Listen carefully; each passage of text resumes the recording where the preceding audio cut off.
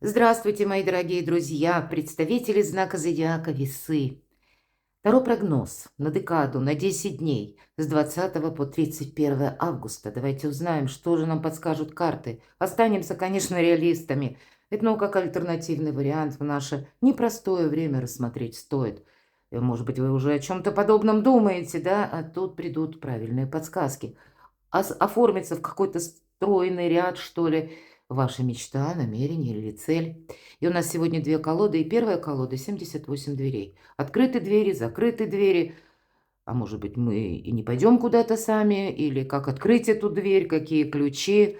Давайте узнаем. Достанем три карты, и пусть это будут как знаки судьбы, ну или подсказки Вселенной.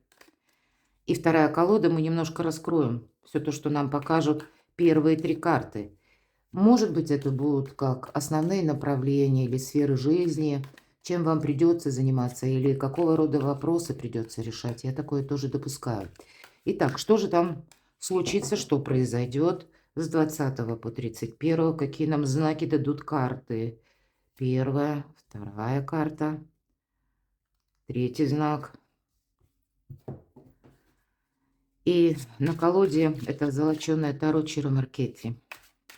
Давайте узнаем ваше настроение, общий фон энергии, как вы это чувствуете. Что для вас в этот период? Неожиданности, то, чего мы не ждем, давайте тоже достанем эту карту. Посмотрим по основным сферам жизни. Ваши достижения, ваши планы, цели где-то, к которые вы идете, работа, бизнес, документы у кого-то, согласование, у кого-то и переезд. Ну, в общем, посмотрим, каковы энергии именно на достижения. Финансы, денежная тема, любовь, личная жизнь. И мы с вами достанем карту совет, которую откроем в самом конце. Первый знак или подсказка. Ну, дальше можно не ходить. Когда выпадает аркан императрицы, это про вас, это про вашу Венеру. И вот планетарные транзиты, как раз в эту декаду у нас происходит два, я бы сказала, важных транзита. Я подробно не буду останавливаться, просто озвучу. Кому интересно подробнее, в описании к видео есть переход на мой сайт. И там у меня астрологический именно уже прогноз для и по знакам зодиака, там некоторые темы тоже указаны. Одним словом, кому интереснее поподробнее, что-то вы там продумываете, задумали, что-то эдакое, перейдите, прочитайте. Так вот, два планетарных транзита. Первый – это у нас 23 числа. Солнце входит в знак зодиака Дева. И это критическое мышление. Это именно осознанность наша, когда мы не на автоматизме что-то делаем, даже рутинную работу, а мы видим, куда мы идем, конкретно вступаем, или что наши руки делают, что мы выполняем. Может быть, это касается чего-то более такого высокого, потому что по императрице идеи как раз и проходят. И она сильна тем, что надеется, кстати, мои дорогие весы, сама на себя. И здесь у нас проходит как по Венере, по вашей планете-управителю. И, вот, как известно, это планета малого счастья. Здесь проходят вопросы благополучия. Что такое благополучие? Любовь, личная жизнь и финансы. Поэтому вам уже карта говорит, вот у тебя надо соединить, тут не выбирать, а именно, ну, наверное, совершенно разрозненные, казалось бы, темы. С одной стороны, чувства, эмоции, а с другой стороны, какой-то, ну, и прагматизм тоже, или финансовая стабильность. Но вам это придется как-то соединять. Так вот, если про Солнце в Деве я сказала, а 25 числа планета Венера переходит из знака Рак в знак Льва. И больше конкретики. Если Венера в Раке, мы говорим «я просто люблю» или «просто мне нравится». Может быть, это и какой-то проект или дело, тема, ну, в чем мы хотим участвовать или развивать. А вот уже когда Венера во Льве, это как нас конкретизирует, это достижение опять же. И мы сами себе, не потому что кто-то на нас давит, задаем вопрос, какой в этом смысл? Вот вы будете во всем видеть смысл. Вообще вы можете что-то и анализировать. Но когда выпадает карта императрица, это и смена статусов. Может быть, для кого-то из вас, мои дорогие, это как для девочек, да? Я жду ребенка, но если это сообразно по возрасту и целям. или вопросы материнства, связанные с вашими детьми. Пусть это для женщин, прекрасных девушек, если есть детки, да, или вопросы семьи, вы можете и дома что-то обустраивать, а кто-то будет и рабочее место на дому обустраивать. И это все по императрице, потому что она надеется сама на себя. Она порядок, она благополучие призвана отстроить. А кто-то может получить и предложение руки и сердца. Ну вот настолько многогранная карта, но это старший аркан. И второй старший аркан – колесо фортуны. Любой старший аркан, когда выпадает, это есть не просто ваше желание. Нет. Вам придется учитывать как минимум в эти 10 дней и даже дальше. И я должна сказать, Марс в весах в вашем знаке. Он нас, знаете, как побудительная сила. Если бы мы без Марса сидели бы и думали, так вот еще раз думали и опять думали. Или думали, было бы неплохо. Вот здесь все, наверное, мною перечисленные транзиты конкретизируются, как будто подталкивая вас к какому-то очень важному решению. И, может быть, это решение, это сразу перейдет у вас, это для всех абсолютно. И, кстати, мои дорогие мужчины, более миролюбивая энергия, не император, а императрица. Это дипломат. Это как высшая октава дипломатии. Договариваться придется. Вот. Ну, вы-то как раз дипломаты, неважно, кто меня смотрит. Но где-то это вам будет помогать даже в решении спорных вопросов. Может быть, извне какие-то сложные задачи вам придется решать. И более того, вот этот период, когда старшие арканы, это не совсем про 10 дней. Обычные карты, да, которые нам рассказывают больше о нашей активности или действиях, это младшие арканы, которые зависят от нас. А тут вот не все от вас зависит, потому что старшие арканы. Но когда выпадает колесо фортуны, это вы сейчас как на гребне фортуны, как высшие силы вам помогают. Сама фортуна, удача. Но это такое еще, знаете, что-то зыбкое. Тут нужно и просчитать, и продумать, и время не потерять, не растерять его попусту, потому что вот сейчас момент есть, а потом его не будет. Всегда ведь по колесу фортуны есть цикличность. И нам карта, кстати, подсказывает, анализируй все. Это не значит, что мы что-то принимаем до души очень, ну так чувственно, или воспринимаем кем-то сказанную фразу, ну, личностно. Нет, мы просто на ухо ловим информацию, по-другому не могу сказать. И это вам нужно, как будто вы должны слышать, как растет трава. Вы должны видеть, понимать, что происходит вокруг вас. И не понимать это по отношению к вам, к вашей личности. А как вот это, то, что вы увидели, услышали, на какую-то общую температуру по больнице, я шучу, конечно, но тем не менее влияет на какую-то общую атмосферу, на то, как складываются события, или, допустим, про коллектив. Как это вообще настроение коллектива? Вот для вас нет мелочей, мои дорогие. Что-то крупное складывается из мелких разрозненных сообщений, новостей, может быть, чьих-то высказываний, а вы будете уже, опять же, холодным умом понимать, ага, откуда ноги растут от этого, или у этого, например, события, или у этой новости. И это для вас тоже важно. Вот такие знаки судьбы, по сути дела. 3 старших аркана. Перезагрузка. Нравится, не нравится. Внешние силы меняют какой-то парадигму вашей жизни. И мы не можем этого не учитывать. И даже если мы наоборот сами хотим, да не надо мне ничего нового. Дайте мне мое старое, и я буду доволен или довольна. Но, наверное, у нас высшие силы не спрашивают, чего мы там хотим. Существует, я думаю, большинство со мной согласятся, мы живем в то время, когда, может быть, даже сильные мира сего запустили уже давно некоторые процессы, и мы не видим, что это такое. Нам не было объявлено, но нам объявят в ближайшее время, это точно. Поэтому то, что было кем-то запущено, все-таки мы понимаем, что тут лестница иерархии тоже имеет свое значение. И тоже правильно оценивать, на какой ступени и каковы мои возможности. И все планетарные транзиты позволяют очень так здраво, грамотно оценить все то, что в нашей жизни происходит. И что может быть дальнейшим прогрессом, а что нет. Потому что нулевой аркан говорит о том, что тебе отсюда только вперед, но очень осмотрительно, потому что всегда шут у нас на краю пропасти. А собака– это как прообраз Анубиса, поэтому прошлое оставь Анубису, он будет смотреть за ним. Но и сам-то, как будто тут и Анубис, и как бы друг одновременно собака, да? Как будто она пытается и остановить лаем, да? Или привлечь внимание. Но это в большинстве классических колод. Или она буквально там ног касается нашего героя. А здесь нет. Вот посмотрите. Человек сам остановился. Он не идет. Ключи в ваших руках. И шут открывает пространство. Для вас не то, что закрытых дверей нет. Вы знаете или имеете ключи от пространства. Это ваш интеллект, мои дорогие весы. Вот у вас какая-то волшебная возможность в будущее. И хорошее настроение. Да. Давайте про настроение. Ну, вообще, по королю мечей это конкретика, рационализм, холодные такие, знаете, холодная голова и очень здравые мысли. Буква закона, система иерархии, что по закону как поступить. А если это с законом не пляшет, значит так вот оно не надо. Здесь постоянно какая-то аналитика проходит.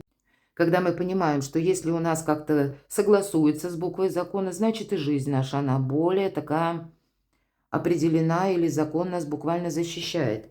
Может быть, я такое могу допустить, вам придется с учетом императрицы просто переключаться, мои дорогие, между эмоциями, чувствами и какими-то важными согласованиями, встречами по королю мечей проходят. Это может, кстати, проходить даже банкир, хоть нам напрямую про финансы не сказали, но мы об этом говорили по аркану императрица. А для кого-то это высокие чиновники, юристы, адвокаты, судьи, люди в погонах. Погоны тоже бывают совершенно разные, не обязательно это будут военные. Это люди в форме, если это могут быть врачи, к примеру. Ну и многие компании имеют форму саму по себе, но это все те люди или чиновники, которые обладают определенной сферой влияния, у кого-то пошире, у кого-то поуже. Но это те люди, которые знают в рамках своих полномочий, как правильно сделать какое-то дело. Поэтому иногда люди, работающие с металлом, специалисты узкие. И это может быть конкретно, вы на дом приглашаете специалиста, чтобы там что-то поменять, проводку, сантехнику. Ну, вот человек, он знает как. Это его стезя, что называется. Или вы идете к адвокату, и он тоже занимается, например, гражданскими делами. И в этой области это тоже вот от и до. Он профессионал. Или идете к чиновнику, у него опять же свои полномочия, и вот в рамках своих полномочий он призван для вас внести уже какую-то ясность. И мы тут нигде не застреваем, ни в одном кабинете. Мы просто воспринимаем эту информацию как что-то долженствующее и рационально что-то продумываем. Поэтому есть рационализм. Но холодная голова – это точно. Неожиданности, победа, мои дорогие. Но где-то я об этом уже сказала. Карта говорит, не расслабляйся, весы. Мало достичь какой-то победы, вершины, у вас, правда, что-то получится, вас что-то порадует. Но нужно быть, видимо, вам и воинским начальником, и вот этим победителем, да, иными словами, и одновременно магом и волшебником. Ключи от пространства. Тут что-то должно быть продолжено. Так вот, мало достичь этой победы, а ты попробуй ее удержать. И на самом деле это значительно сложнее. Но то, что победа какая-то будет, вы сумеете как минимум один вопрос решить, согласовать, договориться. Одним словом, вы останетесь довольным. И это будет где-то в рамках вот карты благополучия или карты императрица.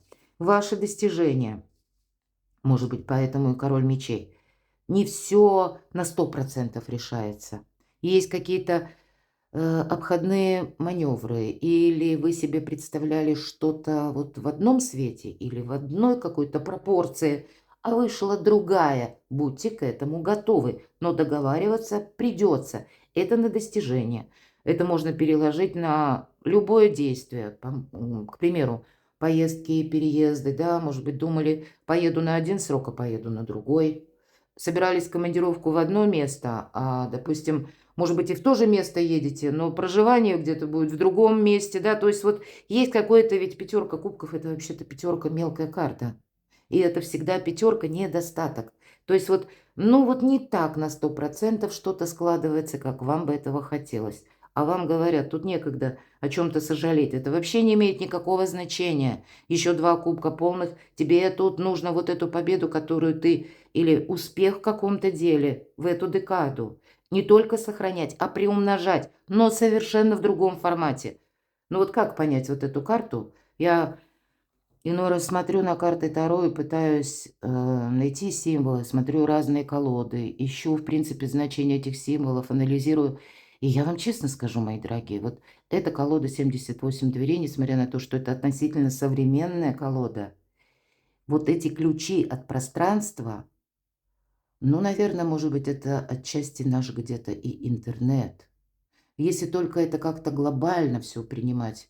Допустим, кто знает, может быть, уже об этом много говорится. Мы все как словно в матрице какой-то игры запрограммированной, да? И если мы, и уже созданы даже колоды, которые связаны именно с интернет, то вот если мы вот так переложим, кто знает, может быть, правда, мы часть какой-то программы. Можно, если очень долго анализировать, так и с ума сойти. Но если мы говорим цикличность, да, вот даже те же гороскопы, которые мы смотрим, прогнозы астрологические по планетам, цикличность ведь тоже присутствует, на этом присутствует анализ. Даже направление есть, целая наука, если хоть и говорим, что астрология это спорно, но мы можем что-то хаять, а тем не менее, ведь это опыт человечества накопленный, и причем прописанный, что называется, в скрижалях. И тут мы от этого не уйдем. Это уже свершившийся факт. И есть целая наука, когда вплоть до как бы планирования истории уже в зависимости от того, что было от прошлого, опять же, история, мы соединяем с астрологией и получаем тоже некоторые прогнозы по странам, по континентам. То есть, ну, тут вообще все очень интересно. Но официальная наука не очень это признает или вообще не признает, поэтому сложно понять. А еще с эпохой интернета, искусственного интеллекта, мы только можем гадать, что же тут есть ключ от пространства. То есть, вот вы понимаете, для кого-то из вас, кто-то, может быть, как раз об этом и думает. Вот ваша мысль, вы даже единомышленников не найдете, потому что никто не думает так, как думаете вы, мои дорогие весы. И не стоит себя за это корить, не стоит прогонять. Но, видимо, иногда все-таки спуститься на нашу грешную землю в виде аркана императрицы стоит. Вот, примите к сведению. Ладно, заговорилась немножко. Ух ты, как интересно. Такое вообще редко бывает, чтобы 2 колеса фортуны. Да в одном раскладе. Да и карта тут немного. Сколько мы? 7 карт открыли? Ерунда. Кстати, 7. Ну, такое знаковое число. Колесо фортуны говорит о том, что дважды фортуна тебе помогает. Вам, мои дорогие весы, у вас тоже своеобразная миссия, я должна сказать, на последующие, можно сказать, 6 лет. Тут не то, что на полгода, 8 месяцев. Вы до конца 2025 закладываете, ну, не просто даже стратегия, тактика, а вот совершенно иное свое качество жизни. Перед вами открываются возможности, и тут нельзя бездействовать. Тут, как и знаете, с места в карьер рвать когти буквально не стоит торопиться, но и ни в коем случае себя не ставить на паузу или какое-то дело на паузу. А с теми делами, которые уже стояли на паузу, тут надо на паузе точнее, нужно разобраться, так а вообще это мне надо туда, в этом направлении? Или мне нужно продолжать эти отношения? Или я опять буду участвовать в этом деле? Или все-таки нет? Сколько времени я потерял? Опять же, критическое мышление, Солнце в Деве. Очень много таких планетарных транзитов происходит сейчас и будут происходить до конца 2025, в 26-м там вообще все понесется и еще быстрее, тем более год огненной лошади. Это сейчас змея, змея она мудрая. Ну и где-то и вам, может быть, предстоит включить вот этот змеиный режим, когда мы, ну, прошу, это как фраза речи, когда мы анализируем, подмечаем что-то, я вот об этом говорила, да, и потом мы только, пусть какое-то время мы проанализировали, а потом мы готовимся словно перед прыжком или перед каким-то действием, и оно должно быть вот как в яблочко. Вот что-то подобное у вас может раз и два проиграться, или пусть это будут как, ну, какие-то первые такие звоночки о вашем продвижении в будущем. И это нельзя оставить без внимания. Или у вас будут какие-то две победы, как две ситуации в самых разных жизненных сферах. Но в финансах, знаете, тут будьте внимательны все-таки. Про финансы я должна сказать. За период Плутона в Водолее, это почти на 20 лет, легкие деньги опасные. Азартные игры могут увести вас в полный минус. Вот это примите к сведению. Но тут какая-то перезагрузка может быть и по финансам, или когда вы как можете совсем скоро выруливать на обгон или зарабатывать альтернативным путем деньги, как вторичный доход, ну или что тут вам будет интересно, но быстро не пойдет. Вот смотрите, 7 пентаклей на личную жизнь. И я тут вижу так, вот как у вас складывались взаимоотношения до этого времени, так оно вот как-то медленно, но верно и движется. Если была пауза, но, скорее всего, в отношениях, например, да, непонятные, сложные отношения, я не вижу, что здесь что-то будет меняться. Ну, по крайней мере, на 10 дней вот что-то подобное и продолжится. Для тех, кто в паре, у кого все хорошо, тут тоже продолжится. Ну, может быть, просто карта нам говорит, что личная жизнь, да, она есть, безусловно, и есть какие-то уже направления, но для вас будут важнее какие-то дела, работа, бизнес, достижения, какие-то новые возможности, может быть, и денежная ситуация, нежели чувства. Не случайно король мечей выпадает. Мы говорили, ну, более рациональное мышление. А вот, кстати, для тех, кто один или одна, вот тут может быть такая задумка. А сколько я буду сидеть, один или одна? А так ли уж мне важно сидеть в этом отшельнике? Или все-таки ваша планета Венера призывает вас быть счастливым, причем так вот, знаете, во всех гранях, потому что по Венере, и это прекрасная вообще планета-управитель, она, знаете, может вам давать звоночки о том, что недостаточно, допустим, когда ты удачлив, успешен в одной какой-то области, но для тебя будут очень важны искренне любящие люди. И вот кто-то из вас может задуматься, что или понять окончательно, если я не сделаю первых шагов, то моя жизнь будет напоминать день сурка. Вот кто-то примите во внимание и это. Карта совет. Ну, с места в карьер точно мы не бежим. Наблюдай. Наблюдай, сохраняй, опять же, свои приоритеты, что-то просчитывай. А для тех, например, ну, у кого сейчас, может быть, просто даже отпуск, и на первом плане дела семейные, для вас, мои дорогие девочки, особенно для тех, я должна сказать, девочек, которые ждут ребенка, или маленькие детки, вот тут скорее будет совет: удели внимание себе, своей семье, вот это точно карта любящего человека. И я могу сказать, что эту карту мы можем воспринимать для тех, кто один или одна. Вот все то, что я сказала, да, что нужно задуматься и где-то, ну, близить к завершению вот этот сольный вариант, то тогда вы можете прочувствовать особо остро, что мне не хватает как раз вот этого друга, единомышленника и любимого человека. Вот как бы вот это все три ипостаси, чтобы совмещались в одном, чтобы это был и друг, чтобы это была и любовь, и чтобы это где-то была надежность. Вы можете это прочувствовать. И если прежде вы, кто-то тут тоже даже может, ну, вообще, вот саму концепцию любимого человека, вот особенно для тех, кто один или одна, пересмотреть, что же в себя включает ваше понимание любви. Вот это тоже может быть по аркану императрица. Перекладывайте на себя, мои дорогие любимые весы. Я благодарю вас за то, что вы смотрите мои видео, за ваши искренние комментарии. Оставайтесь со мной, подписывайтесь на мой канал и будьте счастливы, будьте любимы всегда.